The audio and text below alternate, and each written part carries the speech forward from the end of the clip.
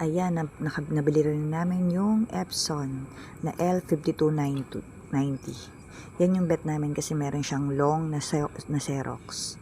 Which is kailangan namin kasi madalas is nag-Xerox yung mga anak ko ng long. At pwede na rin gamitin siya pang hanap buhay. Medyo madugo nga lang ng konti yung pagsisetup niya. Tapos yan yung mga pre niya, may kasama siyang ink. Tapos yung mga cord na kailangan.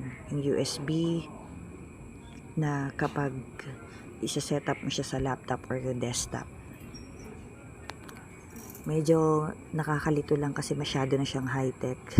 And sa tagal kong hindi nag-setup ng printer kasi inabot ng 11 years yung last Epson namin. Pero awa ng Diyos, ayan, na-setup naman namin. Natapos namin kanina. Inabot ako ng 6 hours kasi kinonfigure ko maigi or inalam kong maigi yung bawat detalye para ma-setup na maayos. Kasi gusto kong makapag-print yung mga anak ko ng wireless or using ng phone nila. Tapos meron, yan, sinalin ko na yung mga ink. Lahat ng ink pinagsasalin ko na. Tsaka ko siya inopen.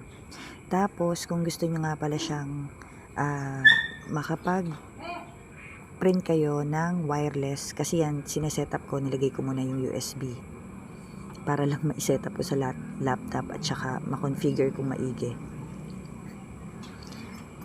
Meron kayong kailangang i-download. Nandito rin siya sa video ko. Sa last video ko, in-screenshot ko yung kailangan nyo i-download.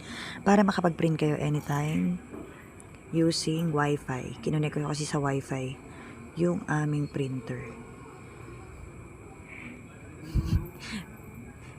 Pero sa totoo lang, medyo madugo siya.